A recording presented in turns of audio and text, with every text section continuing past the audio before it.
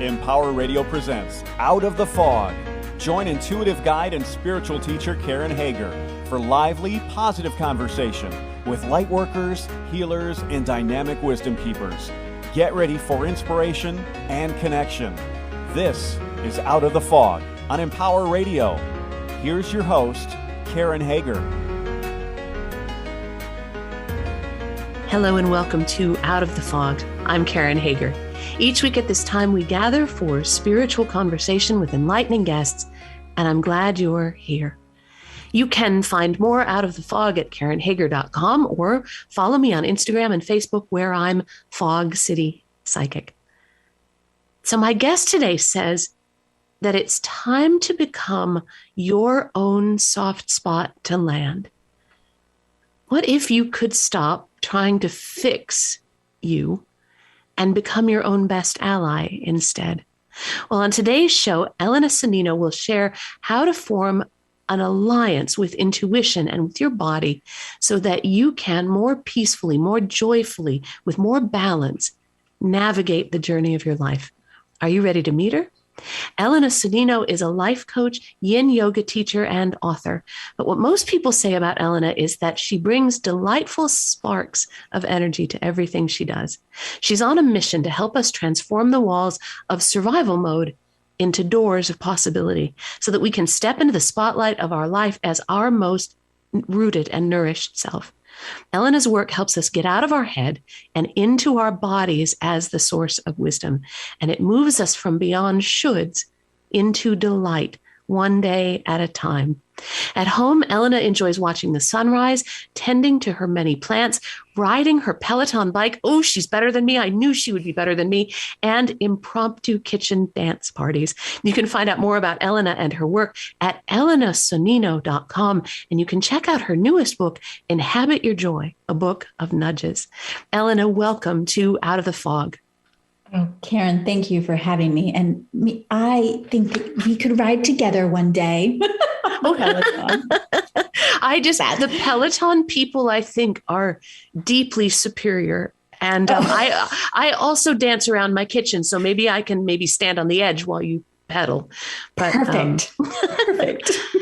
So one of the ways that you start this book is in talking about a moment when you decided to be present with your joy, be present with your body, even when you didn't know what the outcome was going to be. Can you share that story? Absolutely. So years ago, I was in my classroom. I just started my day at school and I got a message. I remember it clearly, the secretary calling down and saying, "You need to call your doctor's office." And I do what I'm told because I tend to follow the rules, and I get on the phone and he says, with a bit of a deep sigh, "I don't know how to tell you this, but you're pregnant." And Karen, my response might surprise you because you think I would be joyful and exuberant. But at that moment, I was angry and the tears just started to flow. This should have been the most exciting thing. It was the thing that I wanted my entire life. And yet here I was sobbing. And after a moment, the doctor, he let me cry, thankfully. He didn't try to shush me.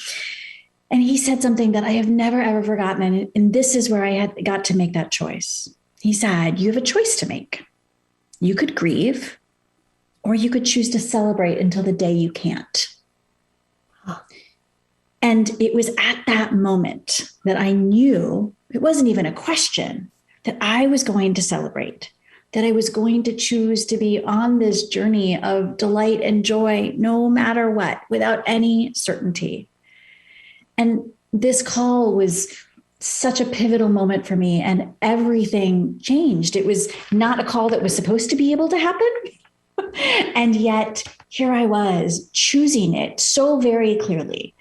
And now 17 and a half years later, I still choose it every time I look at my beautiful daughter, who reminds me just by smiling or grimacing, because she's 17 and a half, that I made that choice. And it is the choice that has been my teacher ever since then. It shifts that idea of joy from a kind of blinding, unaware smile at everything to a kind of present moment awareness of the possibilities of the good that rests even in the things that are unsettled, uncertain, the things that are a little bit in the shadows. Absolutely. And we live, there are so many shadows and uncertain moments in our lives, right? And my friends would probably tell you that I've always been maybe a rainbows and unicorns kind of girl, the silver lining girl. And that particular moment, as much as that might have been true and might still be true, if I'm completely honest, there was just something about saying, I have no idea what's going to happen, but I have no choice other than to celebrate. That is the only choice that it was like my body and my heart made that choice. My brain was quiet in that particular moment. And that's a big thing for me because my brain is not always quiet.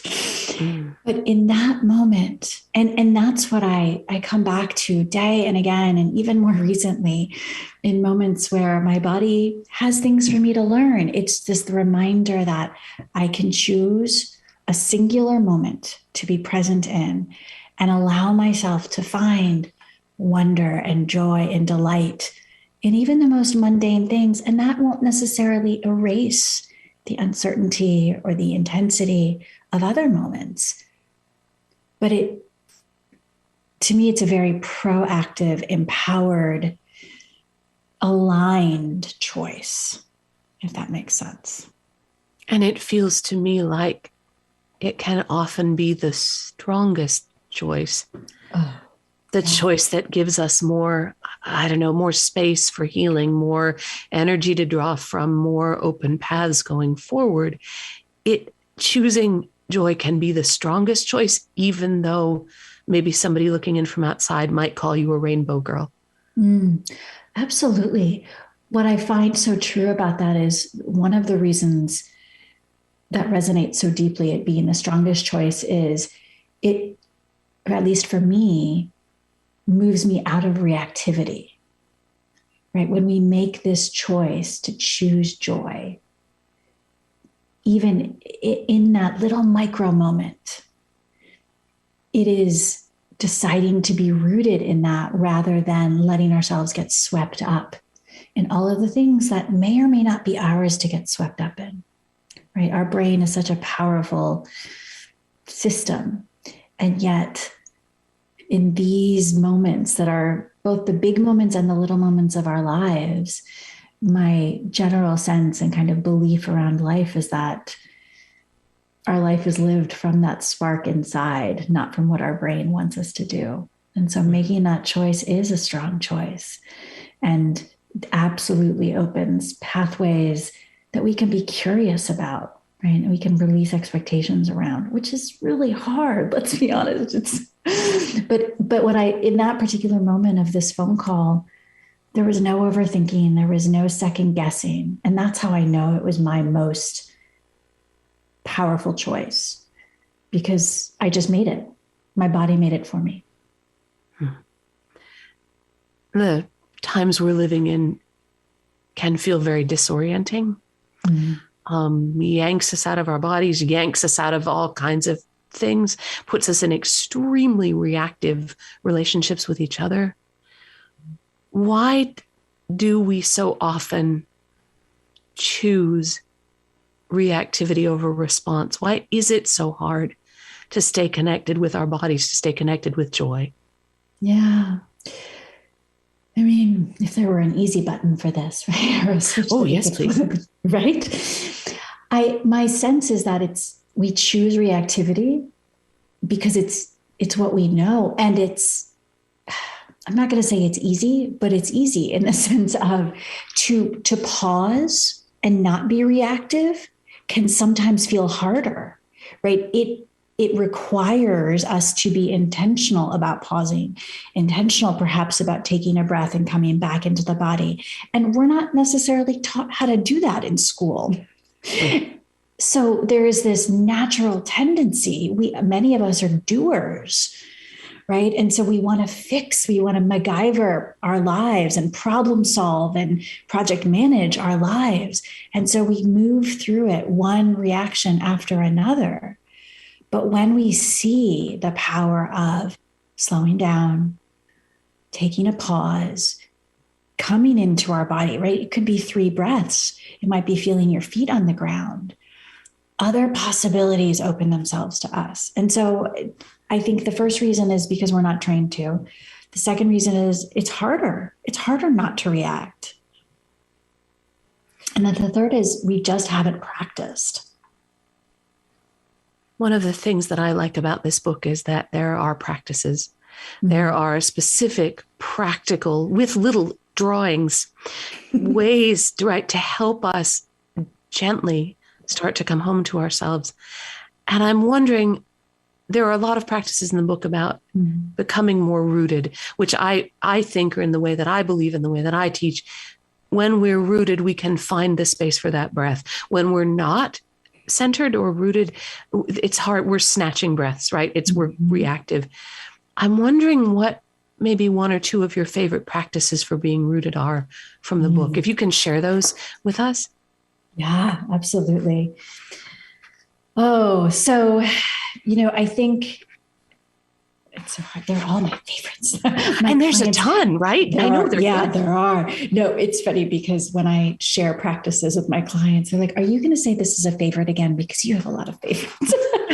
But I think one of them, one of my go-tos is the very first rooted nudge. And it's to get rooted in the present with a brain dump.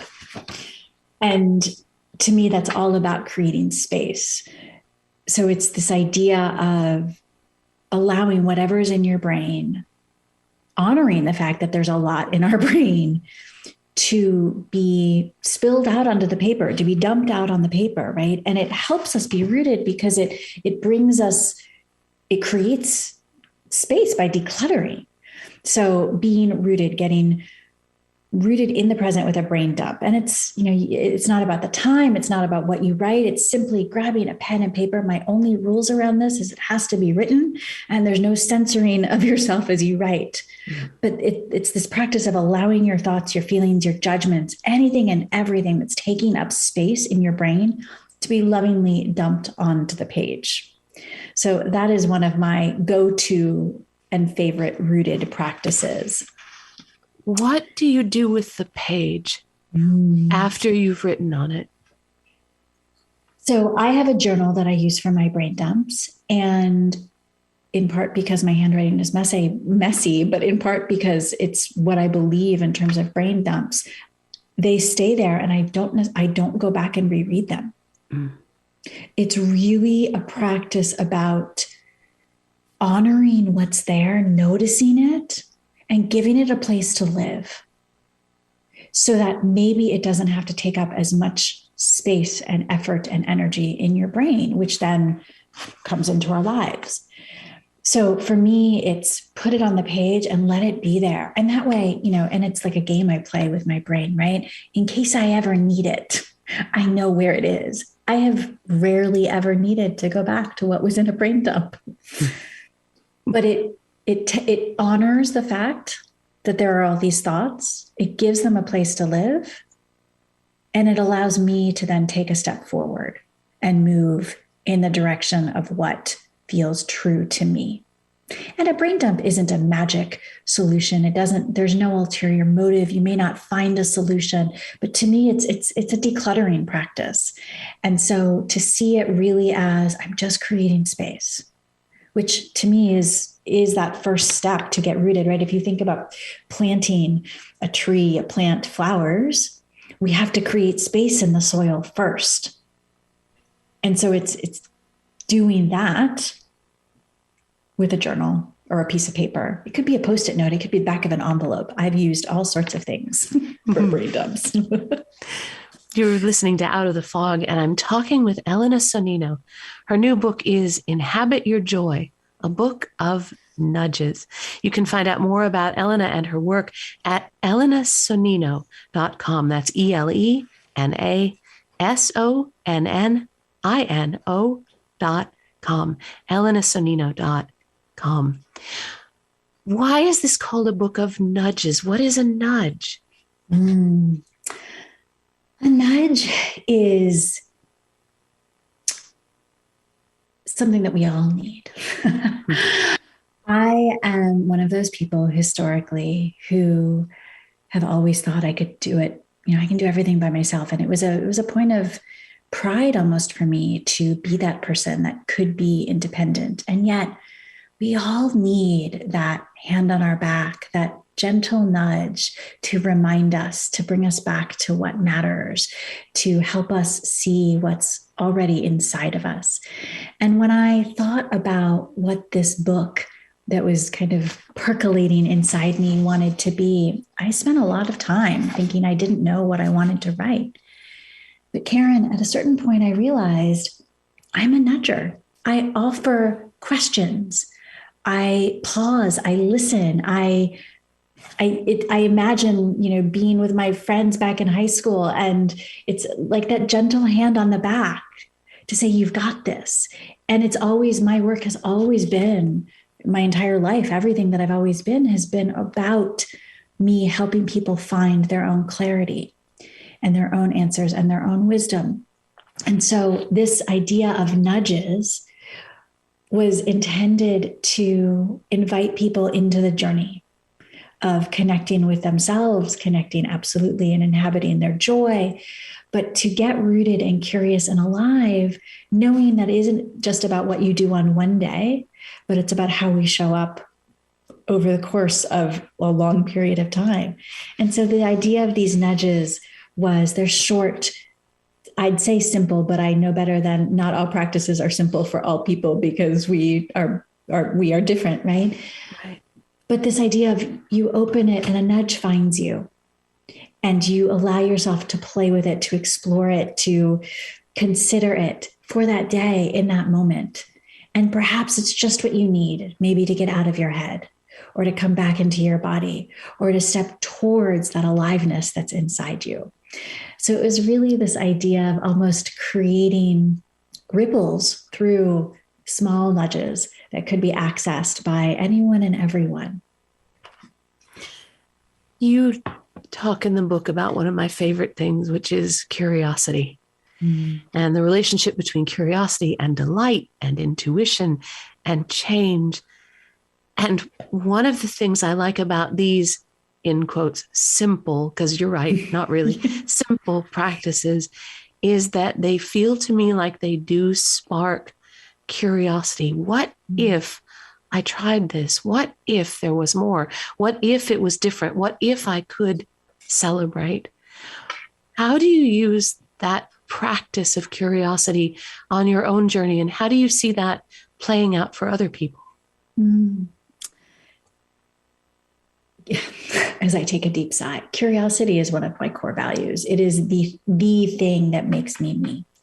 And so for me, curiosity is my antidote to all things. When I feel myself getting stuck, when I feel myself spinning, when I feel untethered or particularly uncertain. And so one of the ways that I use it on a daily basis is noticing, for instance, where I'm holding on to something, where I'm perhaps trying to fix something, where I'm judging something. And when I name that, my next step is to then consider, what if I didn't have to fix it? What if I didn't have to change it or solve it? What if I could be curious instead? And so I think about what could be here for me if I wasn't trying to fix. So the curiosity to me is an opening of possibility. It's a coming from a place of fullness rather than brokenness or not enoughness. So this idea of where could I be curious instead? And I do this even in my own body, Karen. So I love Yin Yoga in particular, which is a practice of when you stay in a shape for, anywhere from 90 seconds to 5 minutes or even longer, the body starts to talk to you after at least 90 seconds, if not sooner. And we're quick to judge it. oh, my hips this or my back this. But that is one of the first practices that I learned in terms of really getting curious about, well, what if I could just notice these sensations? What if I didn't have to make them mean something and I could allow them to reveal themselves to me? Does that make sense?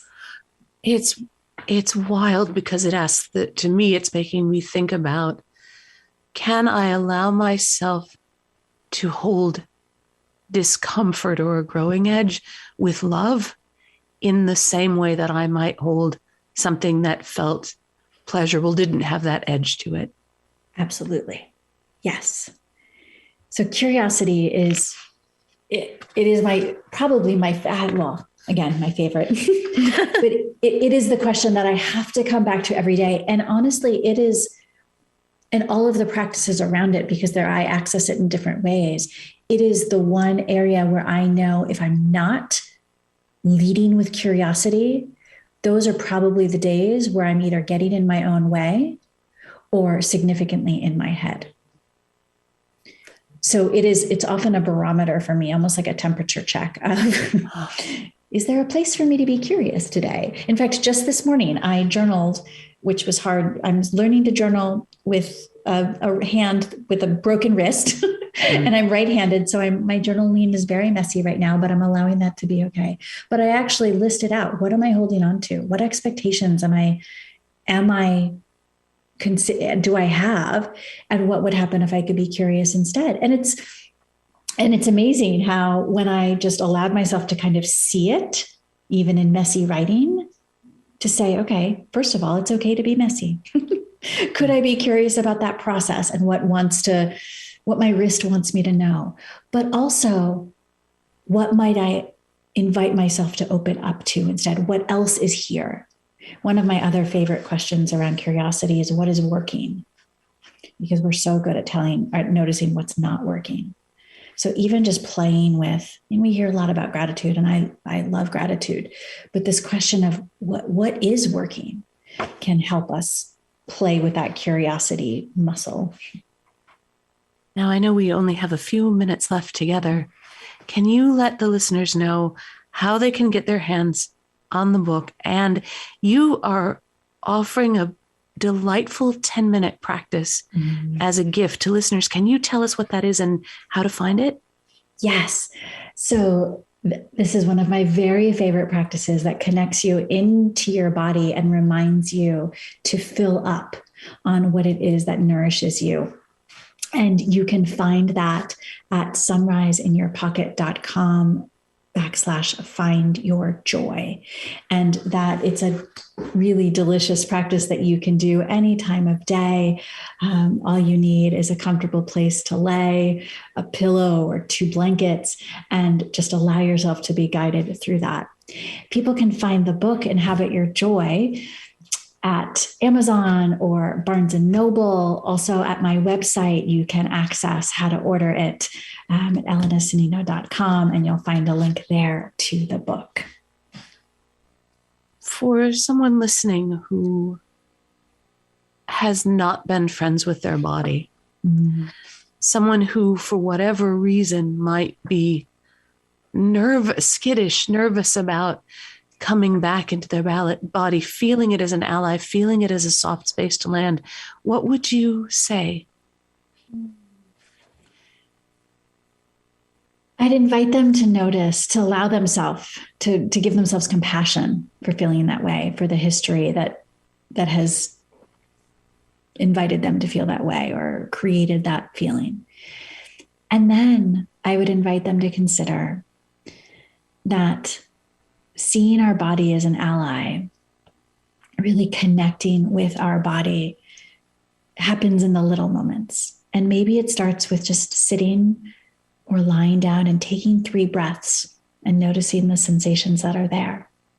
Certainly there are shapes and poses and, all sorts of things that you can do, but none of them have to be complicated. It's really about deciding, making the choice that we're going to change that relationship. And it is a relationship. Just like any relationship, we have to get to know our body. And so beginning to breathe and notice where we feel the breath. And maybe that's all you do for a period of time.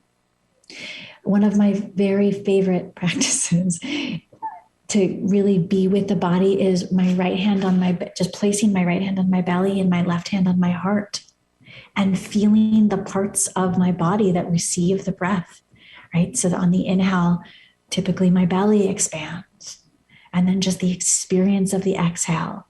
For someone that hasn't had that experience where it has felt okay or safe to be connected to their body, breath and just those gentle practices are a beautiful place to start. And they're a gift you can give yourself. Elena, thank you so much for talking with us today. Thank you. Thank you, Karen. I've been talking with Elena Sonnino. Her new book is Inhabit Your Joy, a book of nudges. And you can find out more and learn how to order the book and find out all about Elena's work at elenasonnino.com. That's ELENASONNINO.com. That 10-minute practice she offered to help you find joy, no matter what kind of a day you're having, no matter what's going on, is at sunriseinyourpocket.com/findyourjoy. And of course, you're always welcome over at KarenHager.com. That's a great place to find out about upcoming classes and events. You can even book a private session with me there if you're so inclined and you want to connect voice to voice. I'm at Fog City Psychic on Instagram and Facebook. You can follow me there for yarn and puzzle related merriment, as well as more delightful Out of the Fog content. Thank you for listening today. Together, we are spreading a little more light in the world, and a little more light is always a good thing. Until next time, I'm wishing you peace.